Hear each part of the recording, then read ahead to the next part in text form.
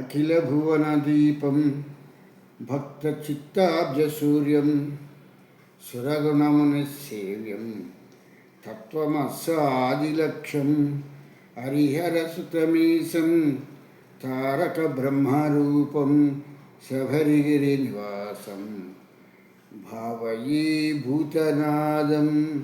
స్వామియే శరణమయ్యప్ప. ప్రేమైన ఆత్మబంధువులారా, ఆశ్రితం వారి సౌజన్యంతో మనం ఈ భక్తి అనేటువంటి కార్యక్రమాన్ని మనం ప్రారంభించుకుని ఈ యొక్క కార్యక్రమంలో అనేక విషయాలను గురించి తెలుసుకోవటం జరుగుతున్నది అనేటువంటి విషయం మనం గ్రహించవలసిన విషయము. ఇక్కడ ఏ జంతువులకి కానీ, ఏ పక్షులకి కానీ, ఏ మృగాలకి కానీ వేటికి లేనటువంటి శాస్త్ర పరిజ్ఞానము అనేటువంటిది ఈ ద్విపాద పశువు అయినటువంటి మనిషికి మాత్రమే ఇవన్నీ కూడా ఉన్నాయి.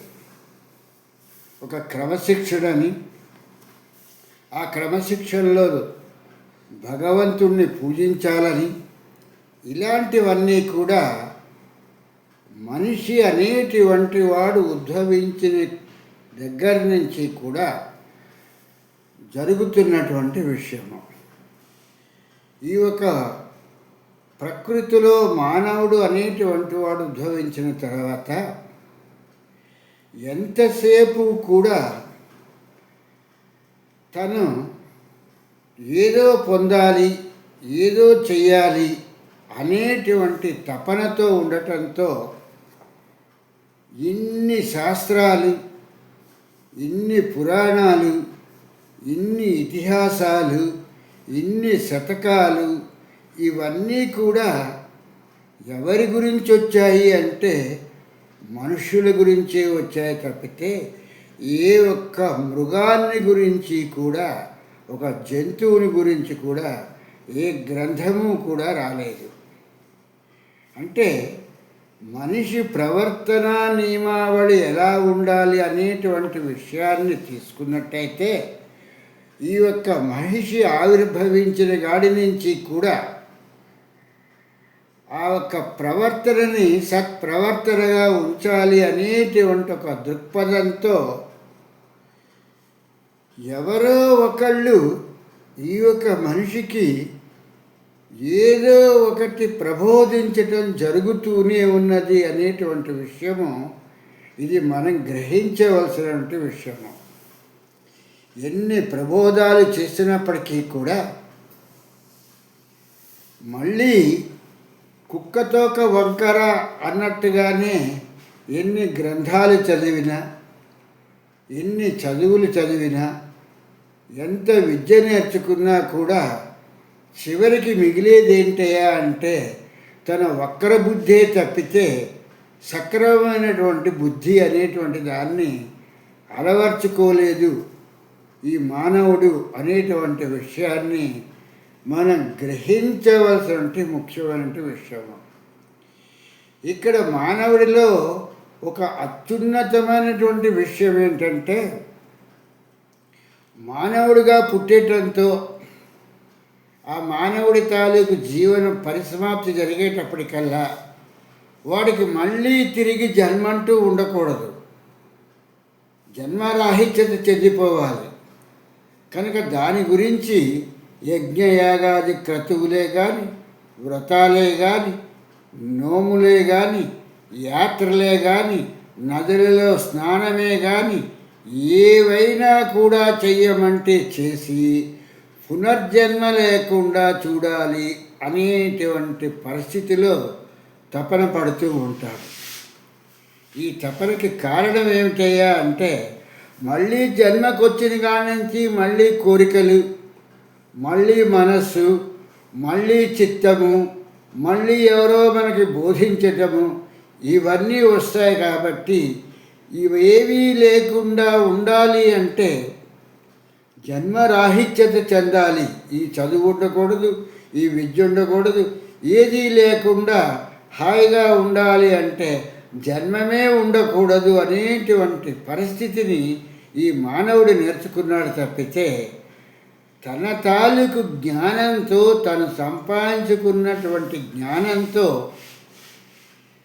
పక్కవారికి సహాయపడదాము అనేటువంటిది లేకుండా పక్కవారి కన్నా నేను ఎంత గొప్పగా ఉన్నాను, నేను ఎంత గొప్పగా బ్రతుకుతున్నాను, నేను ఎంత గొప్పగా జీవిస్తున్నాను అనేటువంటి విషయంలోనే తాపత్రయపడుతున్నాడు తప్పితే అలాగే నాకే మోక్షం వచ్చేసేయాలి, నేనే కైవల్యాన్ని నేనే చేరుకోవాలి, దీనికి ఎంత ధనమైనా ఖర్చు పెట్టి ఈ యజ్ఞయాగాది క్రతువుల్ని చేస్తాను అనుకుని చెప్పేసని ఈ యొక్క పురాణ ఇతిహాసాలన్నింటిలో కూడా ఏ కథ తీసుకున్నా ఏ చరిత్ర తీసుకున్నా చెప్తున్నటువంటిది ఏంటంటే ఆ చేసినటువంటి యజ్ఞయాగాది క్రతువులు అనేటువంటివి. ఈ నగుషుడు అనేటువంటి ఈ యొక్క చక్రవర్తి ఇతను ఎన్నో యజ్ఞయాగాది క్రతువుల్ని చేసి చివరికి ఇంద్ర పదవికి వెళ్ళాడు. ఇంద్ర పదవికి వెళ్ళిన తర్వాత ఆ ఇంద్ర పదవే శాశ్వతం అనుకుని చెప్పేసని అక్కడ అతని తాలూకు మనస్సు ఆధీనము తప్పి ఆఖరికి చివరికి ఒక కొండ సిలువగా ఆ ఒక్క స్వర్గలోకంలో ఉన్నట్టుగాను ఆ ఇంద్ర పదవిలో నుంచి పడిపోతే ఒక నూతిలో అతను ఒక కొండ సిలువగా ఉండటం జరిగింది. అది కృతయుగం నుంచి ప్రారంభిస్తే ద్వాపరయుగాంతం వరకు కూడా ఆ కొండ సిలువగా ఆ ఒక్క తటాకం అనేటువంటి ఆ కూపత్త మండూకంలో ఉండటం జరిగింది. ద్వాపరయుగంలో ఆ ధర్మరాజు ఆ ప్రశ్నలకు సమాధానం చెప్పడంతో ఆ నగుషుడు అనేటువంటి ఆ ఒక చక్రవర్తి ఆ ఒక దేహాన్ని వదిలేసేసి ఆ కొండ సిలువైనటువంటి దేహాన్ని వదిలేసి అతను తిరిగి మళ్ళీ మానవ జన్మలోకి రావటం జరిగింది. అంటే తాపత్రయాదులు ఎంత కఠినంగా వీడు ఆచరించినప్పటికీ కూడా వీడి తాపత్రయం అనేటువంటిది అధోగతి పాలు చేస్తోంది అనేటువంటి విషయాన్ని గ్రహించలేకుండా పరుగులు పెడుతూనే ఉన్నాడు అనేటువంటి విషయం అన్నమాట. బలు రోగములకు నీ పాదతీర్థమే కాని వలదు మందులు నాకు వలదు చెలిమి చేయుచు నీకు సేవ చేసద గాని నీ దాసకోటిలో విలువ నీయవయ్యా గ్రహభయంబునకు చక్రంబు దలంచదగాని ఘోర రక్షకుల కట్టు ఘోరనయ్య పాము కాటుకు నిన్ను భజన చేసేదగాని దాని మంత్రము నేను దల్పనయ్యా దొరికి తిని నాకు దండి వైద్యుడవు నీవు 1000 కష్టాలు వచ్చిన వెరవనయ్య భూషణ వికాస శ్రీధర్మ పురనివాస దుష్ట సంహార నరసింహ దురిత దూర అని చెప్పేసని ఈ యొక్క శతకకర్త చెప్తున్నటువంటిది ఏంటంటే నాకు ఎటువంటి రోగాలు వచ్చినా కూడా కార్పొరేటర్ తాలూకు హాస్పిటల్స్లో జాయిన్ అయ్యి నాకు నేను బ్రతకాలి అనేటువంటి తాపత్రయంలో ఉండనయ్యా దానికి నీకు అభిషేకం చేసినటువంటి ఏదైతే తీర్థం ఉందో ఆ తీర్థాన్నే నేను మందుగా తీసుకుంటాను. ఆ తీసుకోవటం మూలంగా ఆ తీర్థంతో నా తాలూకు వ్యాధి నయమవ్వాలి అంటే ఎంత నమ్మకంగా ఉంటే ఇటువంటి మనస్తత్వం వస్తున్నది అనేటువంటిది ఆలోచించవలసి ఉంటుంది. కొంచెం ఒంట్లో బాగుండకపోతే పిల్లలైనా పెద్దవాళ్ళైనా తీసుకెళ్ళి వాళ్ళని హాస్పిటల్లో జాయిన్ చేసి వాళ్ళకి మందులు ఇప్పించి వాళ్ళకి నయం చేసి ఆ ఉన్న జేబులకి కాస్త ఉన్న డబ్బులు అవగొట్టేసుకుని చిల్లించి పెట్టేసుకుని అన్నట్టుగాను అప్పు సప్పులు చేసుకునైనా ప్రాణాలు నిలబెట్టుకోవాలని చెప్పేసి ఎంత తపన పడుతూ ఉంటాడు ఈ మానవ జన్మలో. అదే ఈ మానవుడు ఇంకొక జంతువుని తీసుకున్నప్పుడు తనకు ఆహారంగా దాన్ని నిర్దాక్షిణ్యంగా కోసేసి దాని చర్మాన్ని వలిచేసి దాని కండరాలను అన్నట్టుగానే ఆ యమధర్మరాజు ఆ గరుడ పురాణంలో వాటిలో చెప్పింది అబద్ధమో నిజమో తెలియదు, కానీ సత్యవతులు ఏంటంటే మానవుడే ఆ ఒక్క జంతువుని ఆ ఒక్క నూనెలో ఉన్నట్టుగానే సలసల కాగే నూనెలో వేయించి తన ఆహారంగా తీసుకోవటం జరుగుతుంది. అక్కడ గరుడ పురాణంలో వేయిస్తాడన్నాడు, కానీ వేయించినటువంటి ఆ మాంసం ముక్కల్ని వాళ్ళు ఎవరు కూడా అమృతం భటులు తింటారని చెప్పలేదు.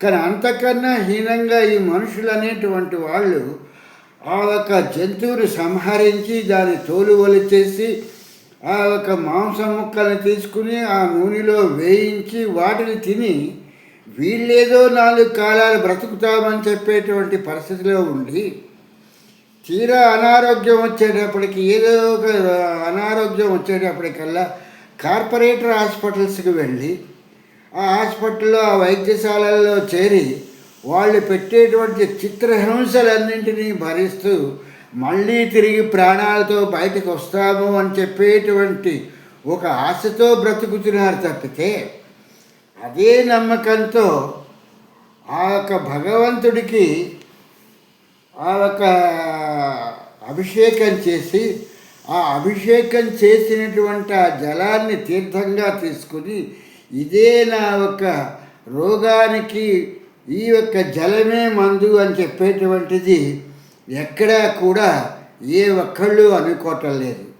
చెలిమితో చేయుచు నీకు సేవ చేసేదగాని నేను స్నేహితుడిగా నీకు సేవలైనా చేస్తాను, విరోధాన్ని మాత్రం కొని తెచ్చుకోను అని చెప్తూ ఈ యొక్క ఏవైనా ఈ గ్రహ బాధలు ఈ చేతబడులు చేశారని లేకపోతే ఇంకేవో చేశారని చెప్పేటువంటి దిష్టి తగిలిందని ఇలాంటి వాటిని చూసినప్పుడు నీ యొక్క సుదర్శన చక్రాన్ని నేను ప్రార్థిస్తాను తప్పితే ఈ యొక్క నీ సుదర్శన చక్ర మూలంగా నాకు రక్షణ కల్పించమని చెప్పేసి కోరుకుంటాను తప్పితే ఈ మాంత్రికుల్ని ఈ తాంత్రికుల్ని పిలిచి నేను ఈ రక్షలు తాయితులు కట్టించుకోనయ్యా, నాకు అది అవసరం కూడా లేదు. అలాగే పొరపాటుగా నేను ఎలాగైతే జంతువులను సంహరించి వాటి మాంసాన్ని నేను తింటున్నానో అలాగే నన్ను ఏదైనా ఒక పాము కరిచినట్లయితే అప్పుడు నీ నామస్మరణ చేస్తూ అవసరమైతే ఈ దేహాన్ని వదిలేయటానికైనా నేను సిద్ధపడతాను, కానీ ఆ పాము కాటుకు కావలసినటువంటి మంత్రాలన్నింటినీ కూడా వేయించుకోనయ్యా. నేను ఒక తక్షకుడు కరుస్తానని వచ్చినప్పుడు ఆ ఒక పరీక్షితుడిలాగా మొత్తం ఈ యొక్క వీళ్ళందరినీ మంత్రవేత్తలందరినీ కూర్చోబెట్టుకుని ఆ ఒట్టి స్తంభం మేడ మీద కూర్చుని వాళ్ళందరితో కూడా మంత్రాలు వేయించుకుంటూ కూర్చున్నట్టుగా మాత్రం కూర్చోను. పాము కరిస్తే కరిచింది, నీ భజన చేస్తూ ఈ జన్మకి ఇంతేను, ఈ పాము అనేటువంటిది నాకు మృత్యు రూపంలో వచ్చి కరిచి నాకు ఈ జన్మ నుంచి విముక్తి కలిగిస్తుందని చెప్పేసని నేను భావిస్తాను అని చెప్పేసానంటూ దొరికితివి నాకు తండ్రివై వైద్యుడవై నీవు, నా ఈ యొక్క జన్మకి నీవు వైద్యుడిగాను తండ్రిగాను దొరికావు. 1000 కష్టాలు వచ్చినా వెరువనయ్యా, ఎన్ని కష్టాలు వచ్చినా కూడా ఇక్కడికి అక్కడికి అని చెప్పని పరిగెత్తుకుంటూ వెళ్ళి ఆ దేవాలయాలన్నింటినీ దర్శించుకుంటూ ధనాన్ని వ్యయం చేసుకుంటూ పరుగులు తీయనయ్యా. 1000 కష్టాలు వచ్చినా సరే నిన్ను నేను జపించుకుంటూ ధ్యానించుకుంటూ కూర్చుంటాను. భూషణ వికాస శ్రీధర్మ పురనివాస దుష్ట సంహార నరసింహ దురిత దూర అని చెప్పేసని ఈ ధర్మపురి నరసింహస్వామిని కీర్తిస్తూ ఈ ఒక్క శతకాన్ని వ్రాయటం జరిగింది. కనుక ఎంతమంది ఇటువంటి నిశ్చలమైనటువంటి స్థితిని పొందగలుగుతారు. చెప్పటానికి ఎన్నో కబుర్లు మాత్రం చెప్పటానికి మాత్రం చెప్తారు, కానీ కాలం వస్తే ఎవరో ఉండము, ఎవరికి వాళ్ళమే వెళ్ళిపోతాము అని చెప్తూ ఉంటారు. మళ్ళీ కొంచెం అనారోగ్యం వచ్చిందంటే మళ్ళీ ఆ వైద్యుడు రావాలి, మళ్ళీ మనకి ఆ వైద్యం చెయ్యాలి అని చెప్పేటువంటిది ఈ యొక్క మానవ జన్మలో ఎవరు చూసినా అన్నట్టుగా ఏ ఒక్క పురాణ ఇతిహాస గ్రంథాలని పరిశీలించినా కూడా చివరికి మనకి తెలిసేటువంటి విషయం ఏంటంటే, మానవుడు అనేటువంటి వాడు ఏదో ఒక దాని వెంబడ పరిగెడుతూ ఉండటమే తప్పితే మోక్షం కావాలి, ఆ మోక్షం కావాలంటే ఎవరిస్తారు అనేటువంటి దానికి, ఆ మోక్షానికి ఏ దైవాన్ని పూజించాలి, ఏ యజ్ఞం చేయాలి, ఏ యాగం చేయాలి, ఏ యాగం చేయటం మూలంగా, ఏ క్రతువులు చేయటం మూలంగా ఈ యొక్క కష్టాలు పోతాయి, లేకపోతే నాకు ఈ యొక్క సుఖాలు ఎలా వస్తాయి అని చెప్పేసనే అనేటువంటి వీటిలోనే పరితపిస్తూ ఉంటాడు తప్పితే ఎన్ని పుస్తకాలు చదివినా, ఎన్ని గ్రంథాలు చదివినా, రామాయణం చదివినా, భారతం చదివినా, భాగవతం చదివినా, ఏమి చదివినప్పటికీ కూడా ఈ గ్రంథాలన్నీ ఎవరి గురించి రాశారు? ఈ మానవుల గురించి రాసినటువంటి గ్రంథాలే. ఈ క్రమశిక్షణ అనేటువంటి దాని గురించి రాసినటువంటి ఈ గ్రంథాలు తప్పితే వేరే జంతుజాలాల గురించి రాయలేదు. ఈ యొక్క నీతి శతకాలు రాసినా కూడా, ఏవి రాసినా ఈ యొక్క క్రమశిక్షణ అనేటువంటిది చెప్పిన, ఈ పూజలు, వ్రతాలు, ఈ యొక్క యజ్ఞాలు, యాగాలు, ఈ క్రతువులు ఏవి చెప్పినప్పటికీ కూడా ఇవి అన్నీ కూడా మనిషిని ఉద్దేశించి చెప్పినవే తప్పితే మనిషిని కాదని ఎవరికీ చెప్పలేదు. ఆ విరాట్ పురుషుడు ప్రకృతిని సృష్టించి, ఆ ప్రకృతిలో బ్రహ్మ, విష్ణు, మహేశ్వరులు అనేటువంటి వాళ్ళని సృజించి, ఆ యొక్క బ్రహ్మ అనేటువంటి అతని చేతన ఈ యొక్క సృష్టి చేయిస్తూ ఉంటే, నాకు మళ్ళీ పునర్జన్మ ఉండకూడదు అని అంటే, ఈ రోజునాడు ఒక్కసారి ఆలోచిస్తే ఎన్ని ఉద్యోగాల్ని టెర్మినేట్ చేసేసి ఎంతమందిని ఉద్యోగాల నుంచి తీసేస్తున్నారు అనేటువంటి విషయాన్ని ఆలోచిస్తే, వాళ్ళకి పని లేకపోవటం మూలంగానే కదా ఉద్యోగాల నుంచి తీసేస్తున్నటువంటిది. అక్కడ పని ఉన్నట్టయితే వాళ్ళని ఉద్యోగాల నుంచి ఎందుకు తీసేస్తారు? వాళ్ళకి ఆ జీతం ఇచ్చి వాళ్ళని పోషిస్తారు కదా. అలాగే ఎవరికి వాళ్ళకి జన్మరాహిత్యం కావాలి అంటే అందరికీ జన్మరాహిత్యాన్ని ఇచ్చేస్తే ఇక అక్కడ ఉండవలసిన ఆ సృష్టికర్త అయినటువంటి ఆ బ్రహ్మ అనేటువంటి అతను ఎందుకున్నట్టు, అతను ఎందుకు సృష్టి చేస్తున్నట్టు? అందరికీ కూడా ఈ యొక్క జన్మరాహిత్యాన్ని ఇచ్చేసి అతను ప్యాకప్ అయి వెళ్ళిపోవచ్చు. కానీ అతను అలా వెళ్ళటానికి లేదు. ఈ యొక్క కృతయుగము, త్రేతాయుగము, ద్వాపరయుగము, కలియుగము అనేటువంటి ఇలాంటి యుగాలు ఒక మహాయుగం గడిచేంత వరకు కూడా ఆ ఒక్క బ్రహ్మస్థానంలో ఉండి చేయవలసినటువంటి పని సృష్టిక్రమమే తప్పితే ఆ సృష్టిక్రమాన్ని కాదని చేయటానికి లేదు. అతని కూడా మహాయుగం అయిపోయిన తర్వాత ఆ బ్రహ్మ కూడా మారిపోతాడు. ఇప్పుడున్నటువంటి చతుర్ముఖ బ్రహ్మ వెళ్ళిపోయి ఆంజనేయుడు ఆ ఒక బ్రహ్మస్థానంలోకి వస్తారు అనేటువంటి విషయాన్ని మనకి మత గ్రంథాలు చెప్తున్నటువంటివి. అటువంటి పరిస్థితిలో మనం ఎంతసేపు కూడా జన్మరాహిత్యము, లేకపోతే నాకు పుణ్యం వచ్చేయాలి అని చెప్పేసని ఈ పరుగులు తీయటం మూలంగా వృధా ప్రయాస తప్పితే దీని మూలంగా ఏమైనా మనకి ఫలితం ఉన్నదా? ఇలాగ ఫలితం పొందినటువంటి వాళ్ళు మన తాత తండ్రులు ఎవరైనా ఒకళ్ళు ఉన్నారా?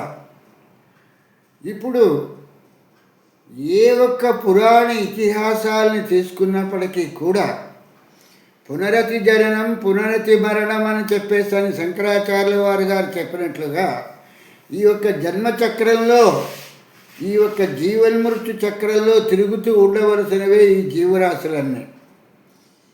ఏ ఒక్క ఋషి పుంగవుడైనా సరే తనకి మరణం లేకుండా ఉన్నవాడు ఉన్నాడా? అలా కోరుకున్న వాళ్ళు ఎవరయ్యా అంటే రాక్షసులు అయినటువంటి వాళ్ళు మాత్రమే కోరుకున్నారు.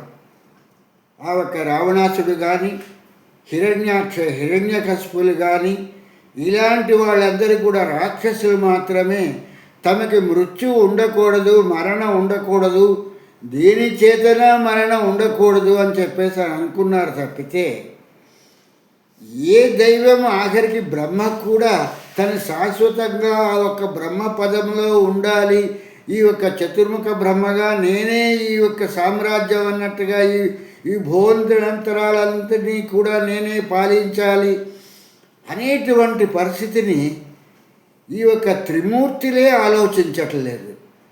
అటువంటి పరిస్థితిలో మానవుడు ఎందుకు ఆలోచిస్తున్నాడు? వీడికి ఇచ్చినటువంటి ఈ యొక్క జీవిత కాలంలో తను ఎవరికైనా ఏమైనా సహాయం చేయగలడా, తను చేశాడా అనేటువంటి పరిస్థితిని ఒకటి ఆలోచించవలసిన విషయం. నేను నిన్ననే ఒక వీడియోలో ఒక విషయాన్ని చూడటం తటస్థించింది. ఇది ఈ కాలంలో జరిగినటువంటిది. యూపీ ముఖ్యమంత్రి గారైనటువంటి యోగి ఆదిత్యనాథ్ గారు కారులో వెళ్తూ ఉండగా డ్రైవర్ కొంచెం స్పీడ్గా వెళ్తూ ఒక సిగ్నల్ని దాటడం జరిగింది.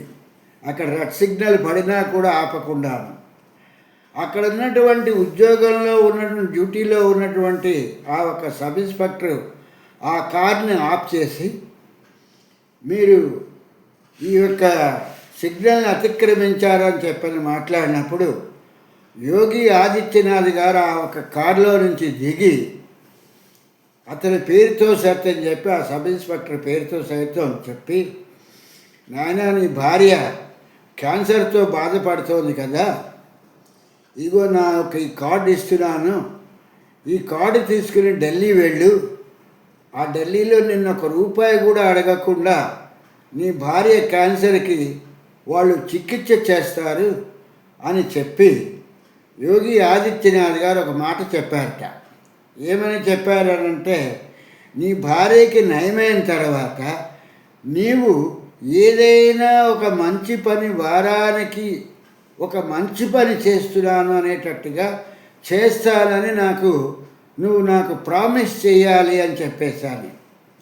ఆ మాట విన్నటువంటి ఆ ఒక్క సబ్ ఇన్స్పెక్టర్ అలాగే స్వామి అని చెప్పని తన భార్య ఆరోగ్యము చేకూరిన తర్వాత అనాథ పిల్లల్ని తన దగ్గరికి తీసుకుని వాళ్ళకి చదువు చెప్పి, చదువుతో పాటు క్రమశిక్షణ అనేటువంటి వాటిని కూడా నేర్పాడు అనేటువంటి విషయాల్ని నిన్న ఒక వీడియోలో చూడడం తటస్థించింది.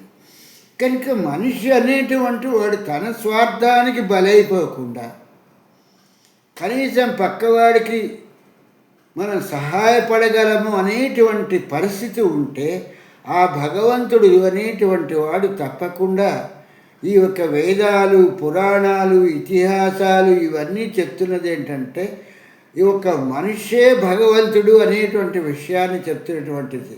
ఆ యోగి ఆదిత్యనాథ్ ఆయన దిగి కారులో నుంచి ఆయన కార్డు ఇవ్వబట్టి కదా ఆ సబ్ ఇన్స్పెక్టర్ తాలూకు భార్యకి ఆ ఒక క్యాన్సర్ పోయి ఆవిడ బాగుపడింది అనేటువంటి విషయము ఆ ఒక్క యోగి ఆదిత్యనాథ్ భగవత్ స్వరూపంగానే ఆ క్షణంలో అతనికి గోచరించవచ్చు. కనుక ఇటువంటి విషయాలన్నింటినీ నేర్చుకుని కనీసం ఇప్పుడు జరుగుతున్నటువంటి విషయాలన్నింటినైనా తెలుసుకుని మనం మన ప్రవర్తనని మార్చుకుని ఏదో పుణ్యం వచ్చేయాలి, మోక్షం వచ్చేసేయాలి, నేను కైలాసానికి వెళ్ళిపోవాలి, నేను వారణాసి వెళ్తే నాకు కుడి చెవిలో ఆ ఒక శివుడు నాకు మంత్రం చెప్పేయాలి అనేటువంటి తాపత్రయాదులను వదిలేసుకొని సమాజ శ్రేయస్సుని కూడా దృష్టిలో పెట్టుకుని చేస్తే ఆ వెంకటనాథుడి అనుగ్రహంతో మనం కోరకుండానే మన తాలూకు కోరికలన్నీ కూడా ఆ మార్గబంధువైనటువంటి అయ్యప్ప తీర్చగలడు అనుకుంటూ స్వామి శరణం, స్వామి శరణం, స్వామియే శరణం అయ్యప్ప.